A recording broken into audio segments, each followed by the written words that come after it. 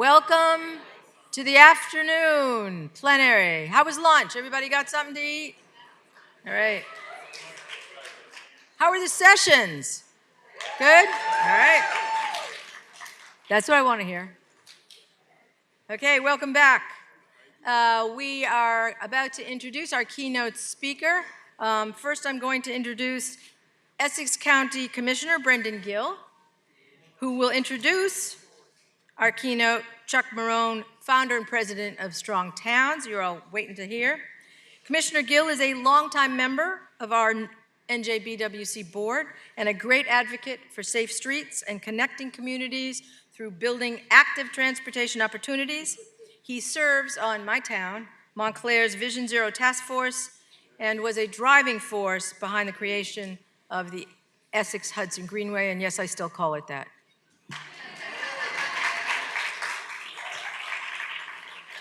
Welcome, Commissioner Gill.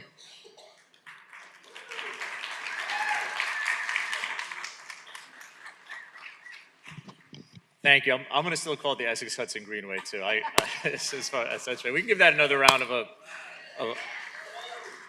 applause. And let's just quickly also just want to recognize all the board members, from our Bike and Walk Coalition who put this event together. And the turnout is just tremendous, and it's just invigorating to see the level of excitement at today's event. So honored to be with each and every one of you. As was noted, my name is Brendan Gill. At the local level, I have the opportunity to serve as one of our Essex County Commissioners, formerly freeholders, the legislative arm of county government, but I've also been involved in various capacities at different governmental levels working on the issues that we are discussing today. So I'm very, very excited to listen and hear from our next speaker, who I've had the opportunity to just meet in person for the first time. So, so that was great. But I want to take the opportunity to bring up the founder and president of Strong Towns, Charles Chuck Marohn Jr. Chuck, come on up. Yeah. So.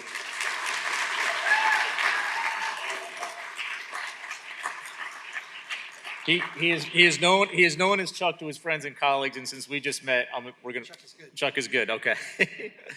He's the founder and president of Strong Towns. He is a land use planner and civil engineer with decades of experience. He holds a bachelor's degree in civil engineering and a master's of urban and regional planning, both from the University of Minnesota. He is the author of Strong Towns, A Bottom-Up Revolution to Rebuild American Prosperity, Confessions of a Recovering Engineer, Transportation for a Strong Town, and Escaping the Housing Trap, the Strong Towns Response to the Housing Crisis. He hosts the Strong Towns podcast and is the primary writer for Strong Towns web content. He has presented Strong Towns concepts in hundreds of cities and towns across North America, and he has been named one of the 10 most influential urbanists of all time. Yeah, give that.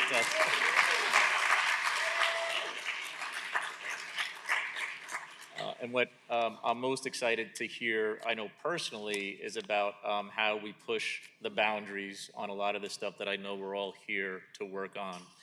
We all care deeply and passionate about these issues, and education and thinking about things differently is a lot about what we're doing here today. And I'm super excited to hear your presentation and honored to be able to bring you up today. Thank you so much. Thanks. Thank you.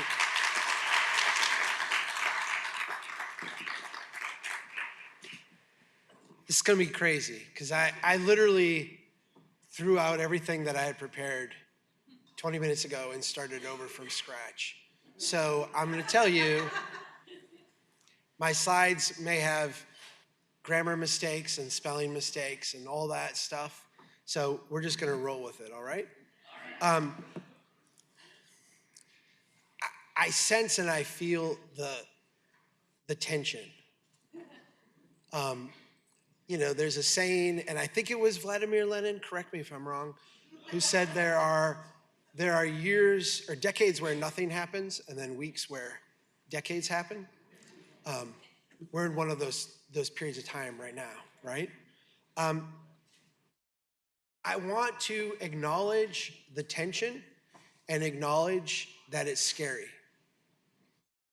And I want to acknowledge that there's a lot of people in this room who are fearful about what their job is going to be, if they're going to have a job.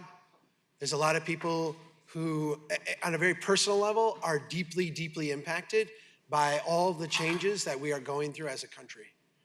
And I want to start out by acknowledging that. I hear the fear, I hear the tension. I am fortunate and blessed to be able to travel around the country and meet with all kinds of different groups. It's very real, and everybody's feeling it, especially in these kind of spaces, universities, bike walk groups. It's real.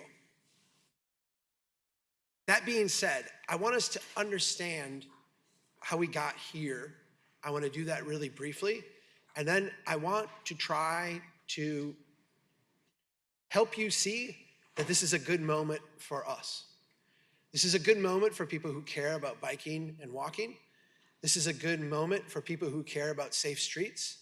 This is a good moment for those of us that want to see dramatic, dramatic change in our cities, how they run, how they operate, and how they reform. I'm not suggesting that what we are going through is good, but I am going to try to help you see that there is a path here forward for us to do some really amazing things. My approach would not be the chainsaw. But I also, but I also think we have to acknowledge that there's some dead trees that need to come down, right? Now, we shouldn't take down live trees with it, and we shouldn't take down telephone poles and electric poles with it. But I think if we step back, we can recognize that this is there's a lot of opportunity for us in this moment. We are living in what I think history will describe as a turning point in the post-World War II era, right? You have this pre-Great Depression America, and then you have a post-World War II America that was defined by, in a sense, that transition. The New Deal, the war, the ramp up in spending of the war, this real increase in debt, and then coming home and the baby boom explosion and everything that happened subsequent to that, right? The economic arguments that we learned out of that, and this is a slide from my housing presentation where I say, hey, at the end of the war, what did we do? We started building this new version of America. We started building infrastructure, we started building highways, we started building suburbs, we started building, and look what happened to our GDP. It went crazy. Some of the greatest growth in the economy that we've ever experienced. We also grew our debt during that period of time, but by a much, much smaller amount. And if you are an economist, what you say is that, hey, at the end of World War II, our debt to GDP ratio was really, really high. That was impairing us, impairing our economy. That was a huge burden. All of this growth at the end, after World War II, this huge explosion in growth, created all kinds of opportunities for us to do great things. And this became the economic lesson that has driven us really for 75 years. Every time we have a financial downturn, what do? We lower interest rates, we start building more infrastructure, we pump money in the economy. Why? Because those things create jobs and growth and economic opportunity. And all the other dialogues and narratives we have about ourselves and how we go about things are in a sense like derivatives of that core. And I'm gonna say this, and I'm a Gen Xer, I'm 50 years old. That means my opinions matter less than the boomers ahead of me and the millennials after me and the tension there. But I'm gonna say this as a millennial, this is the baby boomer insight that will be with us until they are no longer the dominant voting bloc, which is approaching, right? Like we're talking years, months to years, not years to decades, right? So the dominant insight is that we can use government spending to juice the economy and create prosperity for everyone. Build the middle class, grow, create all kinds of opportunities, and then derivative of that, do everything, if you're conservative, right, if you're Republican, We can have great businesses and do global trade and, be friends with China and all this. If you're progressive, we can have expansive Social Security. We can have the Great Society. We can have student loan repayment, whatever your program was, it was all predicated on having this robust, growing economy that we as a consensus said we can build out of Washington, D.C. with all this spending. Here's what they don't show you, and here's what they don't teach economists. It's not like we got rid of debt at the end of World War II. What did we do? We just had the private sector take on lots and lots of debt. This is the growth in home mortgages after World War II. Massive, massive amounts of debt. The government spending declined as a percent of GDP, yes. The government debt declined, yes. What we saw was this massive infusion of private debt. And by the way, this is just that slide I threw in from the housing presentation. This is the first 25 years at the end of World War II. If we start to look at debt across the board, you have that famous hockey stick drawing. We think a lot about the public debt because $36 trillion is an insane number, impossible to get our minds around. It is small compared to private sector debt. Private sector debt, massive, massive, massive. All of this has caused craziness in our economy, craziness in how we do things. This is a map straight out of, or a chart straight out of the housing book, and it just shows the multiple financial crises that we've been through and how it has impacted housing prices. The idea that, we would have bouts of inflation, bouts of S&L bubble, subprime crisis, now a new housing bubble that we've created, all these driven by, in a sense, this underlying insight we had at the end of World War II that if we can just grow the economy, just keep things going, it would make it better for everybody. We would have the resources, we would have the capacity to make things right, to do good things, to be good people. We've known for a long time, and when I say we culturally have known for a long time that this is a bad model, that this doesn't work. But we've really not had a different model to go off of, a different way of thinking about our economy, thinking about who we were, thinking about how we achieve and share broad prosperity. We haven't had that. And let me in a very, what's gonna maybe come across to some of you as dismissive way, talk about what let me give voice to what our consensus has been throughout my entire life up until really 2008, but in many ways, just the last few years. Our consensus has been, if we can grow the economy fast enough, we can take from some and give to others, and that will be good. And the debate has been, how much do we grow and how much do we take and give? And one side has said, we need to grow more, and the way we grow more is to, allow certain people who have money to keep it. And the other side has been, we need to do more helping, like taking the fruits of this and giving it to people who are left behind.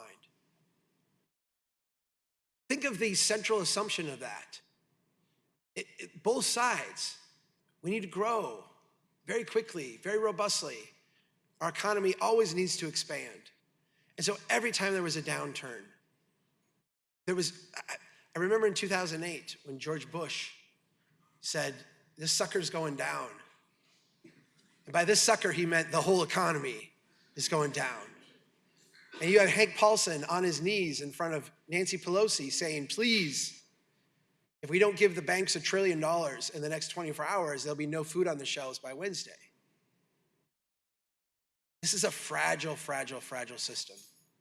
And again, I'm gonna say, I don't think that the way we fix it is by taking a chainsaw to it, but that doesn't mean there aren't dead limbs that need to be trimmed.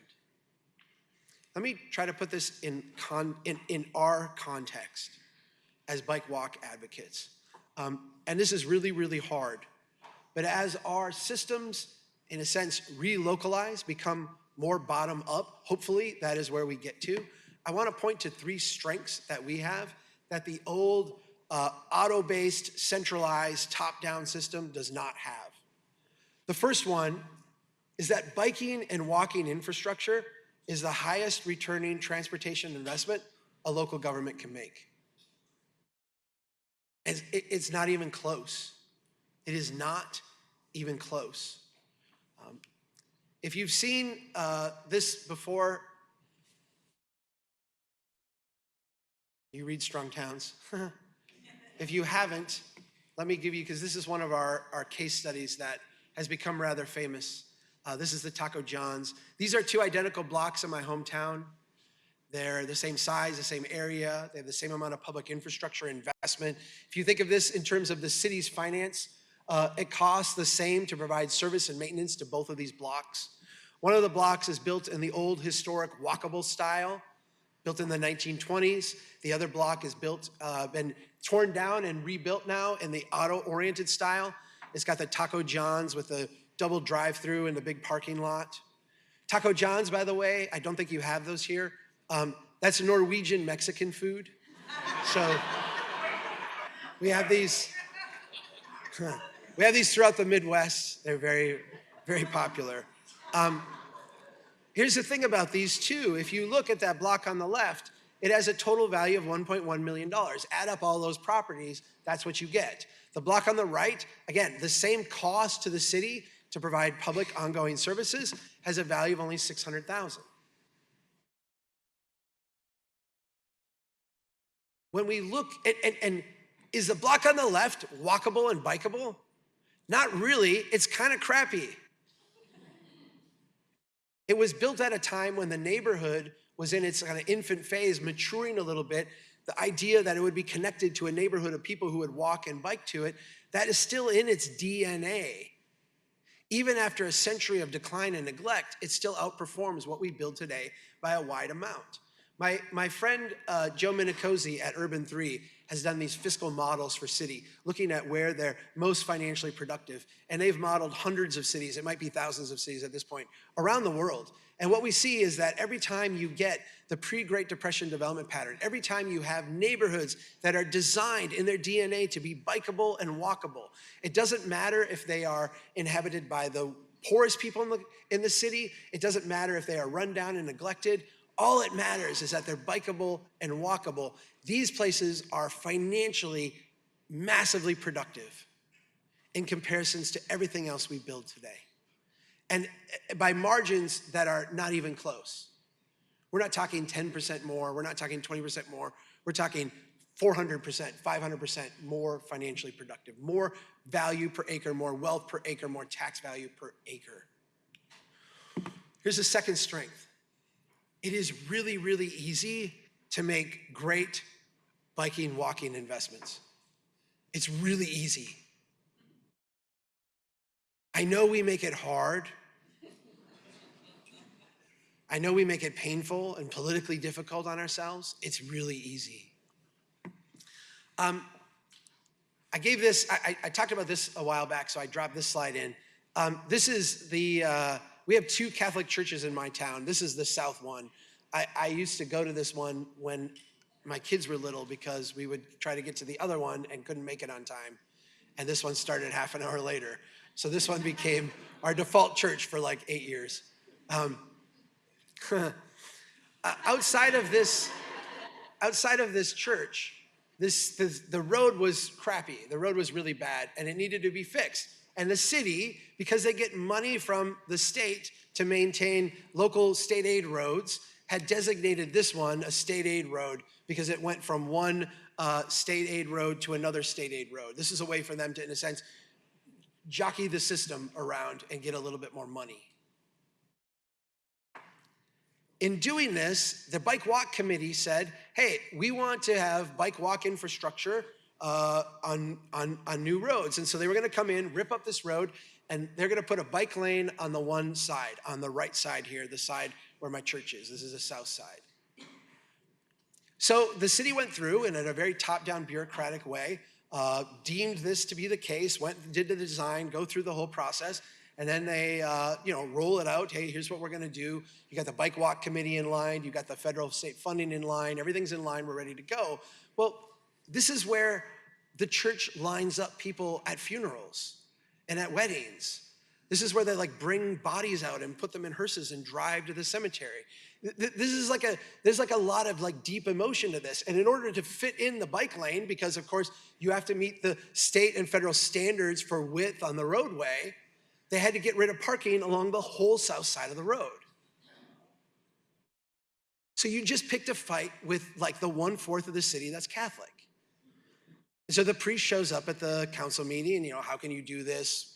They, parade out all the people who say, I gotta walk to church, my dead relative, we'd have to, reel them across down the street.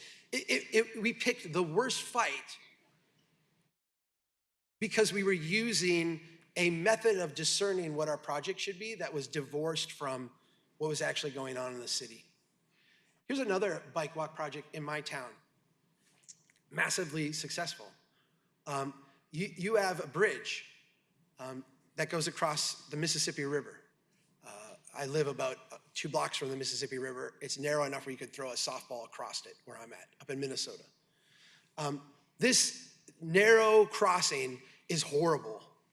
It's scary. The vehicles are going 45, 50 miles an hour next to you. It's really freaky. And what we did is we said, all right, where are people biking and walking? Where are they having a hard time doing that?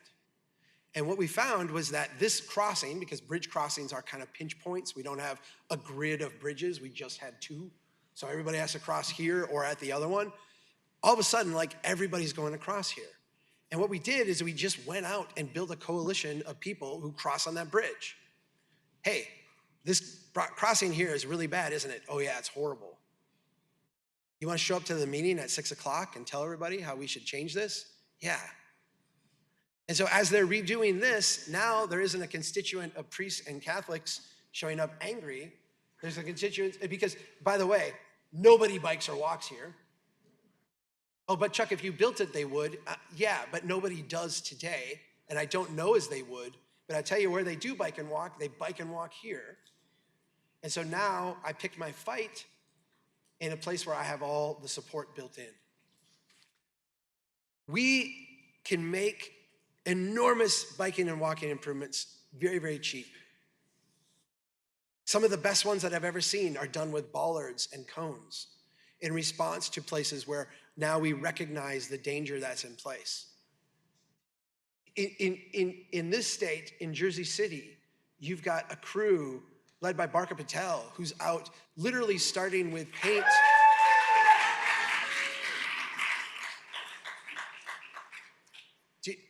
Thank you. If you're like wondering, how do I do this? Go spend a day there. This woman said, all right, I don't have a budget, I don't have money, I don't have access to power, I've just got a mandate to make streets safer. And she literally like went out back to the storage shed, found paint that they were using to paint tennis courts, and said, I'm gonna start using this in the most dangerous places in town. And I'm gonna build a constituency of the people who are directly using this stuff and most effective. None of this costs a lot of money. None of this is expensive. And compared to the highway stuff, the street stuff, the auto stuff, the stuff that we do is pennies on the dollar. The third strength we have is that when we make the right investments, the progress becomes very real very quickly. You fix that bridge crossing, you build a trail because you can get federal money for it out by the Catholic Church, and you pick a fight with a whole bunch of people, and you probably have, at best, half a dozen people who bike there a day, which really, I think that's even at best. You fix the problem on the bridge just by putting in some barricades and making that a little bit easier, slowing down the vehicles, really no cost at all, very, very cheap. And you have hundreds of people or more each day who are directly impacted. When we make the right investments, we change people's lives, and we change people's lives very, very quickly. There's a report that we put together way back in the early days of Strong Towns called Neighborhoods First, where we went out and spent a summer kind of trying to understand where people in the neighborhood were struggling. People live in this neighborhood, where are they having a difficult time? And we came up with 8 projects that the city could do. These were all like small little projects, and don't try to read this. The idea here is that these were all like tiny, tiny little things. The total cost of all these projects was $16,700. Put in a bike lane here, put in a crosswalk over here, trim some trees over here, do some little things here. What we found is that in the neighborhood where we have spent millions of dollars widening out the streets, removing sidewalks, making it easier for semi-trucks to get to the big box grocery store, that all the people living in that neighborhood, a high percentage of them walk every day, bike every day. And they don't do it because they're trying to stay healthy and fit. They do it because they have to get to work, and they have to get to the grocery store, and they have to help people. When you actually go out and walk with them and talk with them and experience life with them, what you see is that the things that would make their life better are really very small and very real.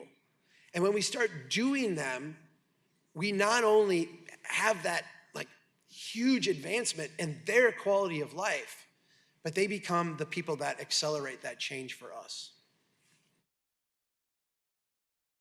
When I talk to bike walk people,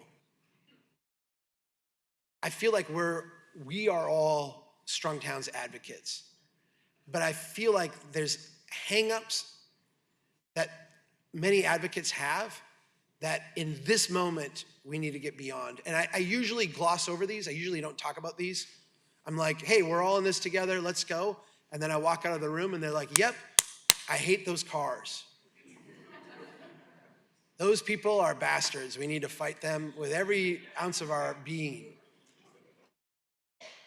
I have been arguing, and I get flamed every time I argue it, that the thing we need more than anything else is to have empathy for drivers. And it makes bike walk advocates, a certain percentage of them, really, really mad. The pandemic revealed how dangerous driving is. We had empty roads, we had declining traffic, and we had increasing deaths for drivers. The reason we had increasing deaths was not, as we've been told, because drivers are reckless. It's because the roadways we designed are horribly dangerous. When we look at things like deaths over time, what we see is that as we increase vehicle miles traveled, we decrease deaths per vehicle miles traveled, which is the way engineers like to measure death rate.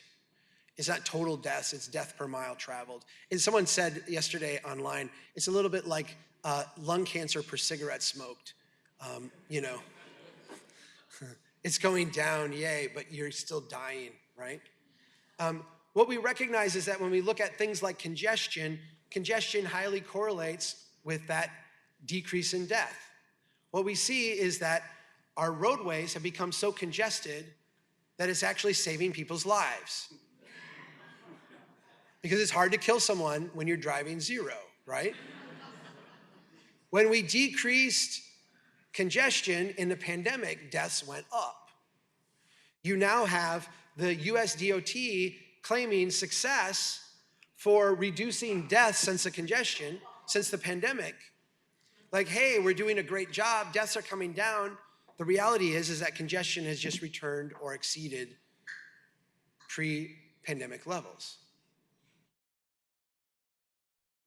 We have some satisfaction in shaming drivers, in hating drivers. And let me just be clear, if you want to have a war on cars, it's a guerrilla war because 92% of people drive.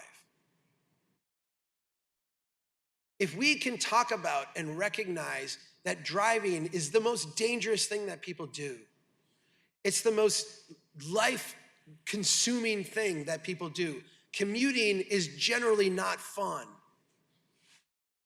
People who commute are sicker. They are out of shape. They have more stress than people who don't. There's 2 ways to say that. Hey, I'm better than you because I'm less stressed, I'm in better shape, and I'm a good person because I don't commute. There's another way to say that. I have deep empathy for you. I have deep empathy for you. Because you know what? No one wants to kill someone in a car. No one wants to hit someone. No one does want that. And I know we like to sometimes internally say, oh, the people are just out killing people. The vast majority of car crashes that occur are accidents, unintentional. And they are incidents where the people who are driving, yes, they may not pay the high price that the person who got hit pays. Absolutely not. But to pretend that there is nothing there, I think what we do at the very, very least tactically is lose a huge number of allies where just a tiny bit of empathy would go a long ways. Here's a second hang-up that we get stuck with. We feel like federal support is our lifeline. I'm here to tell you, federal support for biking and walking does more harm than good. Right now, why coming out of the mouths of the Trump administration is a campaign against Vision Zero?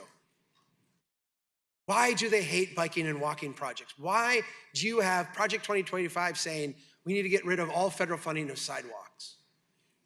Let me tell you, the federal government should not be funding sidewalks. We should be funding sidewalks because the cities that fund sidewalks get rich and the ones that don't go broke. But somehow we have this hang up that we can't build a sidewalk or build a trail or build a bike lane unless we get federal funding. This was seen as the bike walk advocates' coup when I was a young engineer and an early planner. If we could just mandate complete streets, then we could change the paradigm. What are complete streets? Complete streets are an over-engineered street, extremely expensive, that also accommodates pedestrians.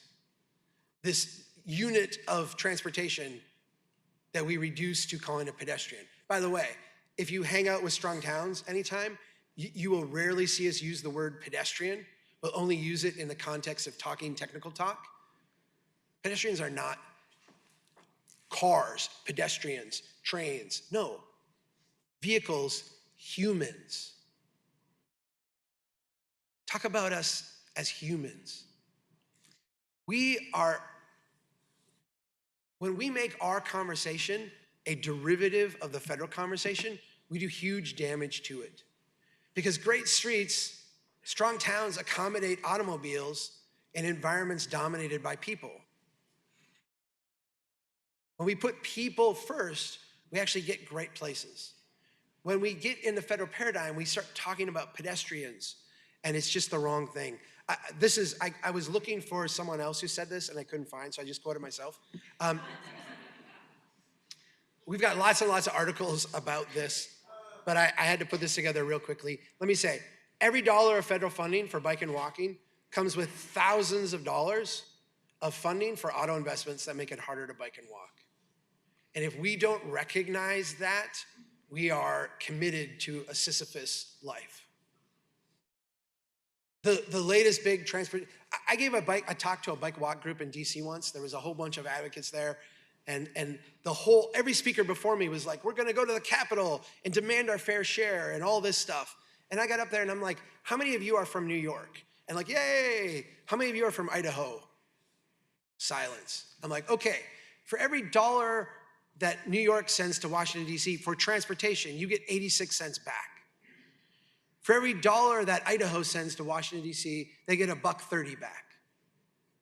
Tell me why the federal transportation spending is important to you. Because you're not building bike lanes out in Idaho. They're building nasty roads and nasty stroads. And the 86 cents that you get back, 85 and a half of that are going to build nasty stuff. Let me give you the third hang up. Budget constraints matter. I think for a long time, we've been able to just, again, in this paradigm of if we could just grow and get more and more and more and get our share of that, the key to getting our share of that was having the top line grow more. Even though we were getting scraps for bike walk, if we could get scraps of a bigger pie, we would get more in a sense. It's a really, really bad way to think about it. This was the Biden transportation plan, or the Biden infrastructure plan, because it's called the American Jobs Plan. This is before it went through all the bipartisan stuff, got whittled down, made smaller. This is his original plan. is historic public investment, right?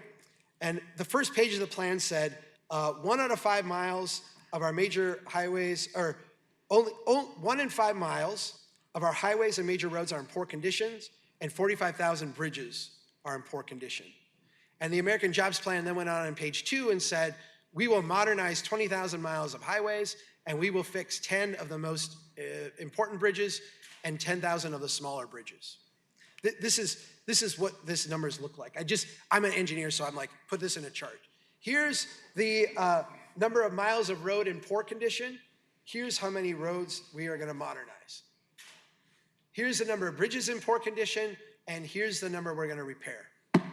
And that was the biggest transportation bill in the history of the country.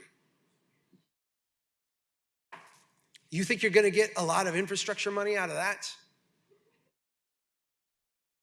What we do is we build more highways, more bridges, more auto-based infrastructure than we can afford to maintain. And we do bills, and what happens? In Pennsylvania, the day the infrastructure bills pass, the next day they make an announcement, hey, this huge corridor that we've been wanting to add lanes to, now we're gonna add more lanes there. It is disgusting the amount of stuff we've done as a result of this really, really horrible bill.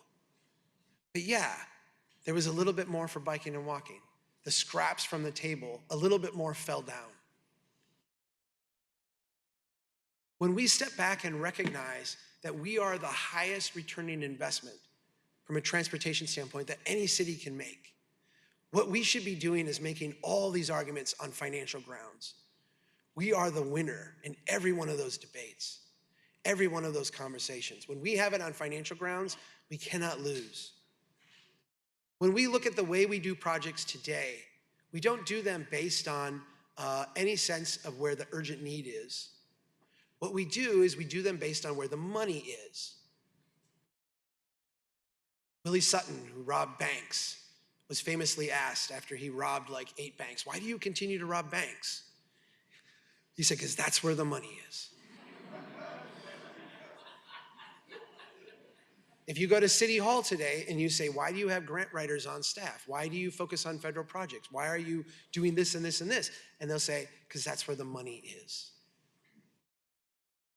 The project on the right up here is from my hometown. We had, again, federal money to redo a street that we had designated as state aid route. By the way, that street was connected to the one where they put the bike lane in. When they redid that one, they went out, they tore up everything, they repaved, they put in brand new curb and all this. And when they got done, I watched it, it was right outside my office. I thought, okay, I know they're gonna put something here for people walking, because look, there's a trail through the ditch where people walk every day, because the south side of town is the poorest part of town. They had one neighborhood grocery store that closed, and the north side of the town has a big box grocery store. People walk every day to get groceries. You watch them walking, carrying their bags. That's the end of the project. Nothing. And why? Is it because no one at City Hall cares? No, not really, not as humans. But it's because they are so oriented vertically. They are so worried about the next federal grant, the next state grant, the next bit of money they can get here, the next developer that walks in the town, the next project they can do, how we're gonna grow, what the next bond is gonna be, that nobody stops and says, what is the most urgent need in this place? To the point where they can literally drive by, literally work on a project with people walking by carrying their milk jugs on a dirt trail in the ditch.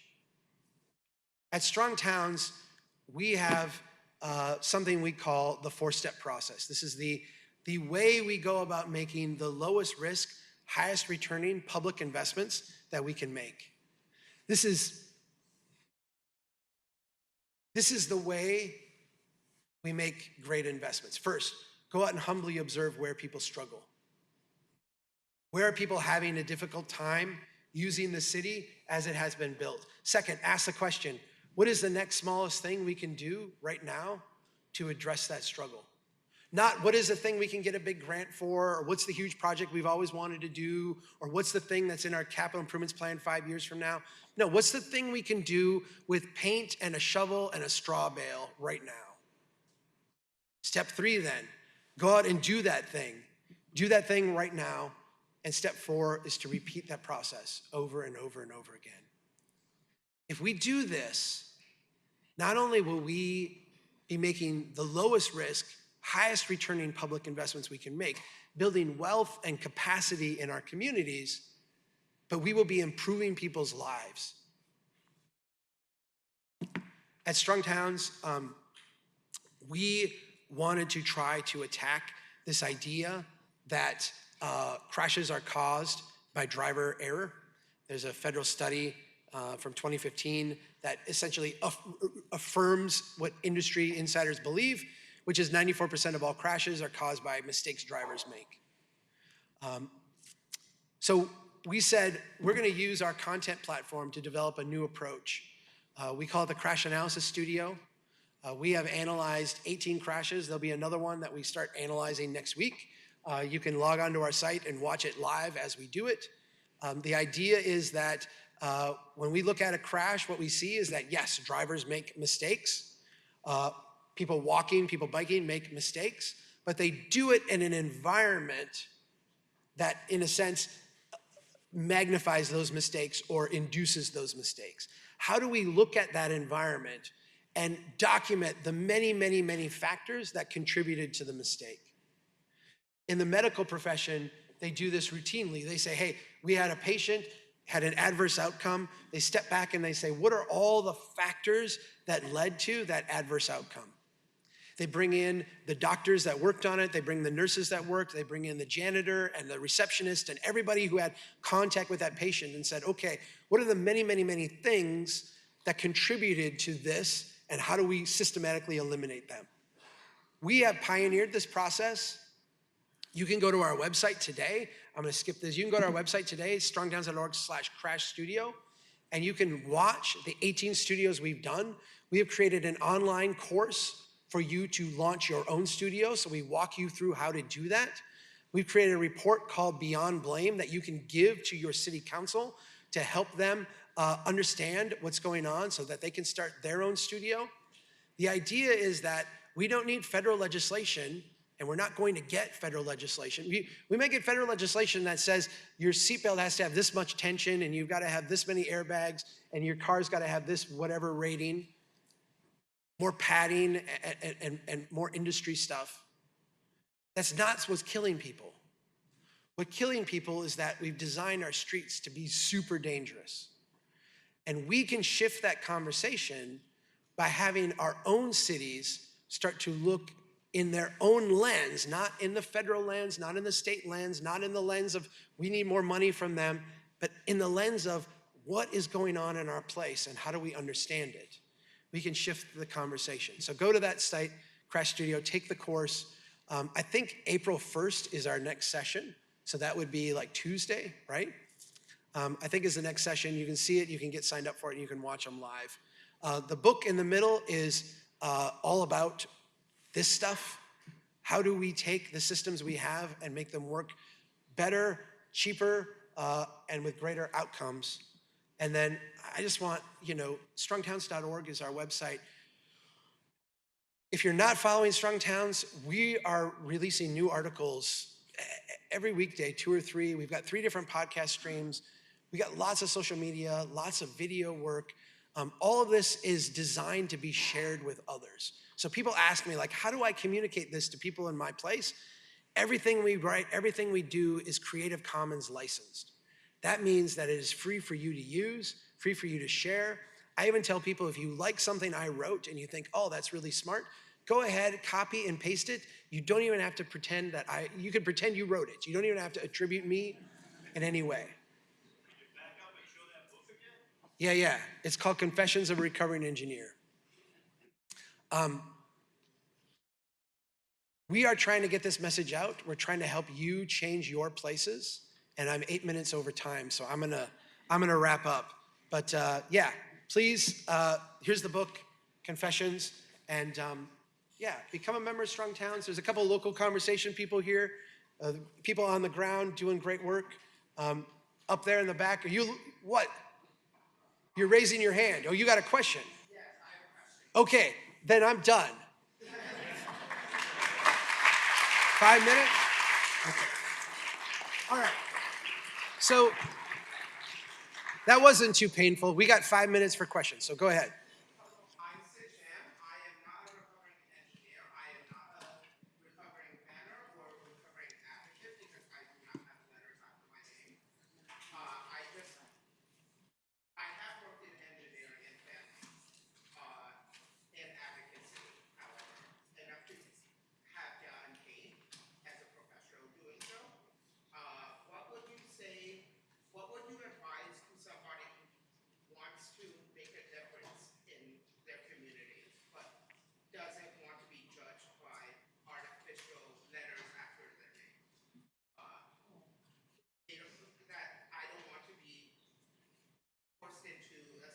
Yeah, yeah.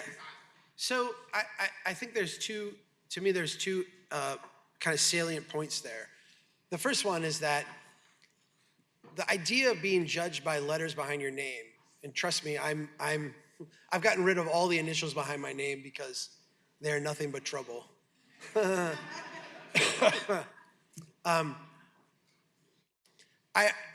think that is indicative of you playing in the wrong space. Because when you go to a meeting where people with initials stand up and give you the rule books, and here's the codes, and here's the thing, you are in a sense fighting a battle where they have all the high ground, and you are trying to do an insurgent movement up the mountain where they're dug in and well protected. What we tell people is this: we have a program at Strong Towns called the Local Conversations Program. You're in a local conversation? Tell me your name again. Craig. Craig. David over here is in a local conversation. Anybody else here in one? All right, we got two over here. Okay, we got two up here. You're in one? Okay, you're raising your hand. No, you're not in one. You have a question. Let me finish my answer then. The idea of these groups is that we have a lot of people who were saying, like, we want to do something. We want to organize here. We want to we want to share these ideas. We want to make these thoughts ubiquitous in our community.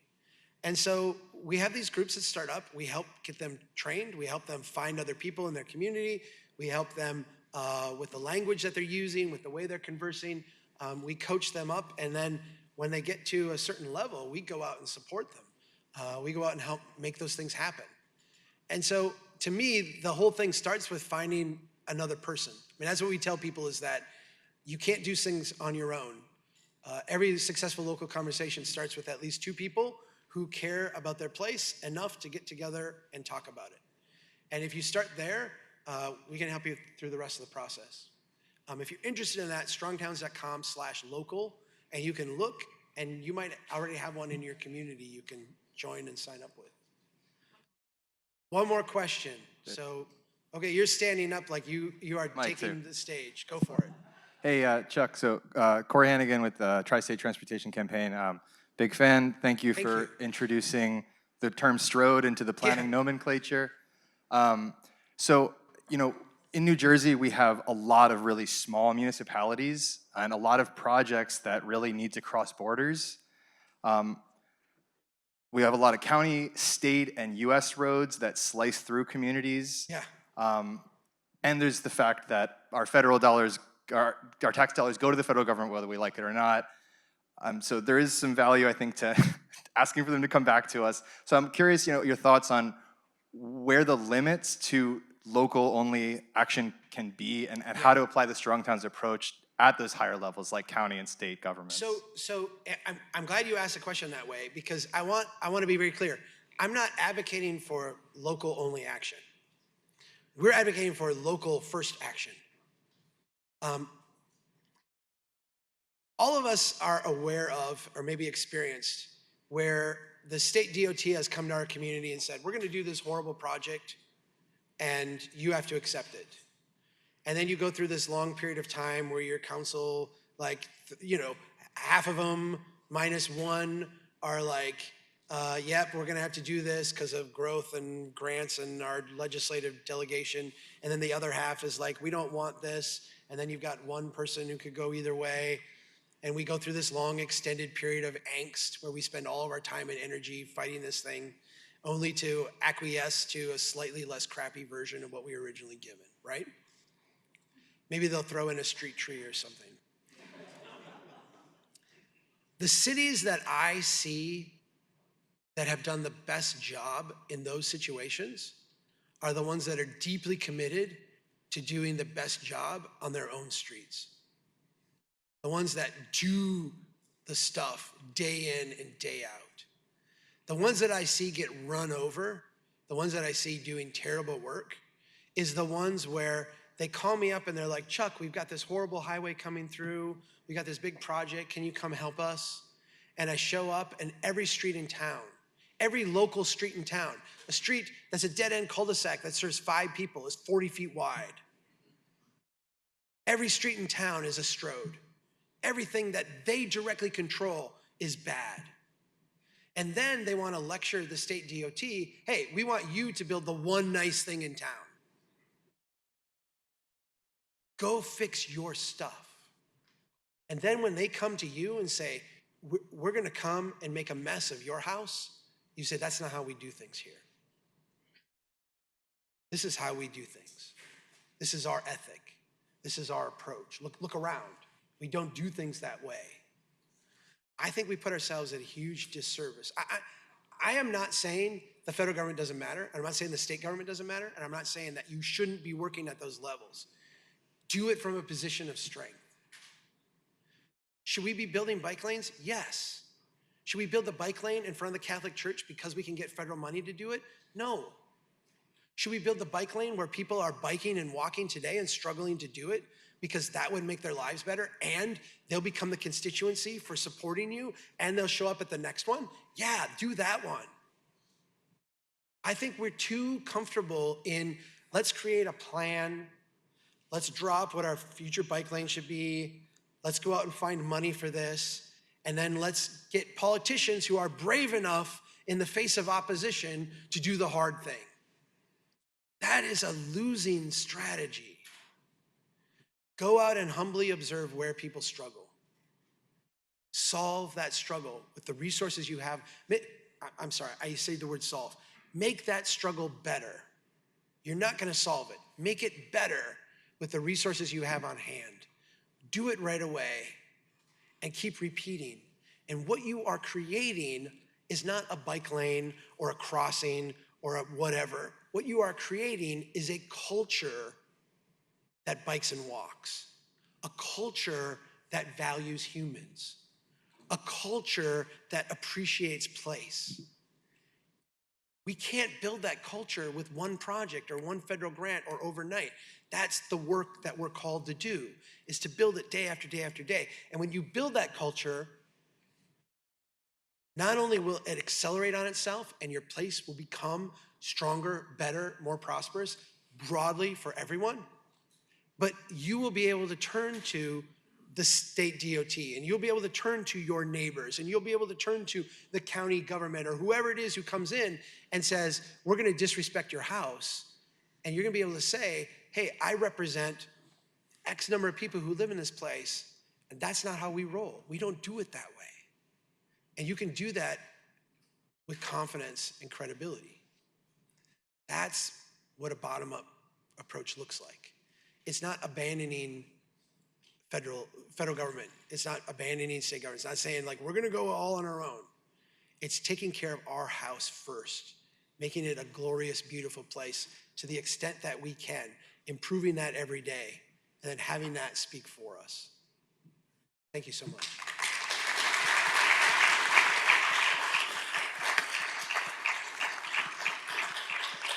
Thank you.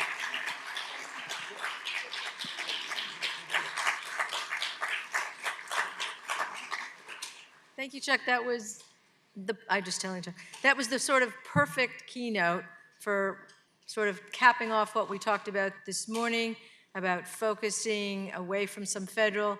And I love the idea that we can go out, all of us, and build that culture locally, and that's what we're all going to do. So now, I would like to have the last part of our, yours, yep, okay. The last part of our plenary here, it is now time for the Marty Epstein Advocate of the Year Awards, one of our favorites. Where we do exactly what Chuck is talking about, and we honor those advocates who have been working so hard locally to make those changes and make sure that we're all recognizing the work that's happening right now in our communities. So, I just very quickly, for people who don't know, Marty Epstein was New Jersey's advocate for safe roads for bike riders for more than 40 years, a former NJBWC board member who inspired thousands of people to take up the sport and activity of cycling and to work for safer riding conditions. And for our first award, I'm going to ask Steve Vaccaro to come down. And Steve is one of our gold sponsors, so again, thank you, Steve. And Steve is going to give the award to our first advocate. Steve is a lawyer representing crash victims, consulting on livable streets and transportation policy, and he is a longtime supporter of the New Jersey Bike and Walk Coalition and was, in fact, our keynote for the summit in 2019. Steve. Thanks, Debra. New Jersey Bike Walk Coalition is proud to present the 2025 Marty Epstein Advocate of the Year Award to Sangeeta Badlani.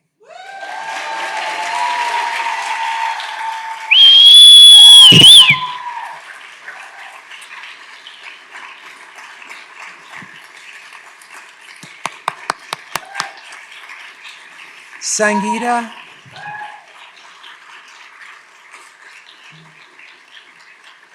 well deserved. Sangeeta is a woman of courage and action. Her life was changed forever when her son Nikhil, a talented, fun-loving, caring, and compassionate 11-year-old boy, was killed by a driver who ran a stop sign. Sangeeta, with her husband, Sunil, responded to this tragedy. They dedicated themselves to supporting youth and to expand and enhance the lives of underserved children in West Orange, their neighborhood, and neighboring communities through music lessons, scholarships for graduation, and traffic safety awareness. In 2017, Sangeeta partnered with the Tri-State Transportation Campaign and Families for Safe Streets in New York to form Families for Safe Streets in New Jersey, FSSNJ. FSSNJ provides New Jersey residents who have lost loved ones or been injured in traffic crashes the support services and opportunities to challenge their pain and grief into action that benefits us all. Sangeeta has been at the forefront of the leadership of our Vision Zero, or Target Zero New Jersey Alliance, and the force behind two major legislative initiatives signed into law this year. The 50 practice hour requirement for a new driver before they can be issued a probationary driver's license, and the Target Zero Commission we've been hearing so much about and have such high hopes for.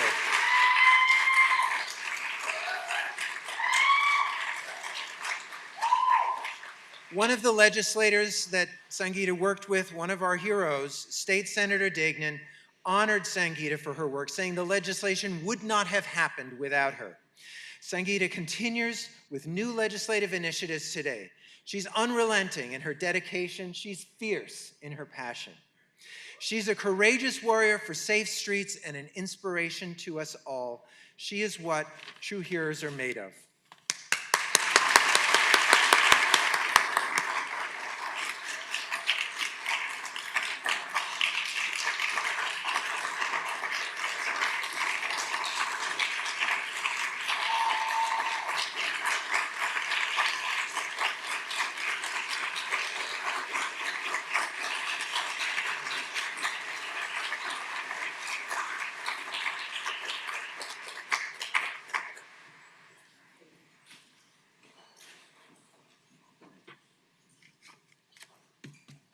getting a little teary-eyed here.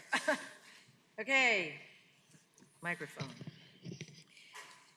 For our next award, but there's 3, by the way, so just hang with us for a minute. For our next award, I'm going to ask Tiffany Robinson to come on up to give this award. Tiffany, for those who don't know, is our new Trail Network Manager from NJBWC.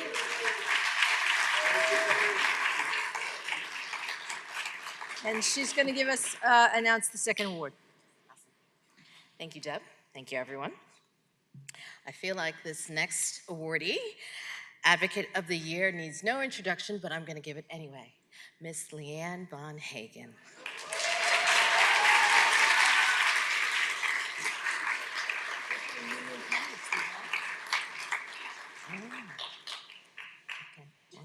Okay, Leanne, you're going to have to wait. No, I don't have that one, so I don't have that one. It's okay. It's okay. I can do both. It's all right. All right. So today we are proud to honor Leanne Von Hagen as one of our 2025 Marty Epstein Advocates of the Year. As Executive Director of the Voorhees Transportation Center at Rutgers Blaustein School, Leanne has been a driving force in advancing bicycle and pedestrian safety across New Jersey.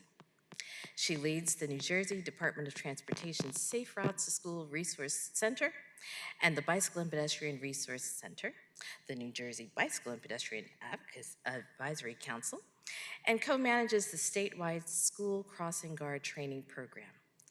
Leanne is more than a leader. She's a true champion for safer, healthier, and more connected communities. She's a trusted resource for professionals and advocates alike, offering invaluable research, insight, and solutions that strengthen our collective efforts. Her ability to anticipate challenges and conduct critical research has been instrumental in shaping policy and best practices. Described as a walking encyclopedia with a photographic memory, Leanne is the person you turn to when you need answers, guidance, or connections. She's a tireless supporter, mentor, and cheerleader, always ready to uplift those working towards a shared vision of safer streets. We celebrate Leanne's unwavering dedication, leadership, and impact in the field of bicycle and pedestrian safety. Her work strengthens our movement, and today we thank her for everything she does to make New Jersey a better place to walk, bike, and live. Congrats, Leanne.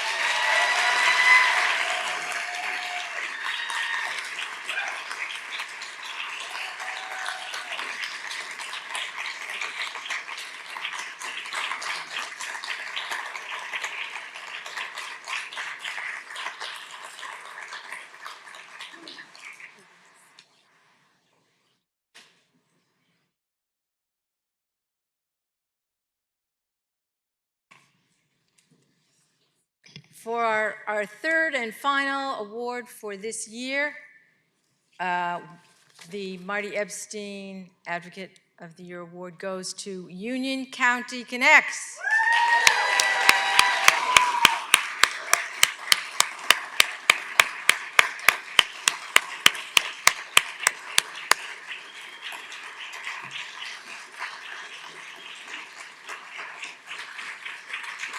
Yeah. Come on down.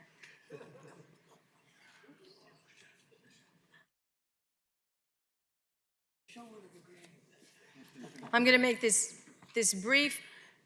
Most of you have heard of Union County Connects. This is a wonderful advocacy organization out of Union County that has been formed in the last few years and dedicated itself to really looking at Union County and how they could create a network of real multi-shared paths that would connect all the communities throughout Union County. There are some major railroad projects that they're looking to convert to trails, and to really have this vision that the county could have a connected network of trails, have worked with the county, and in the last year actually got a very large grant from the federal government. 1.5 mil? Yeah, 1.5. I did have that right. Good. $1.5 million through their work. So it is possible to get federal money for some of this work and to recognize these trails, and it is because of these volunteers who are advocates in their communities, working locally with their local governments, with their community organizations, and with each other, that this Union County Connects project is even possible. And so we want to recognize their work, and really, these are the kind of advocacy organizations that make biking and walking in New Jersey really a safe and possible goal. So congratulations to Union County Connects.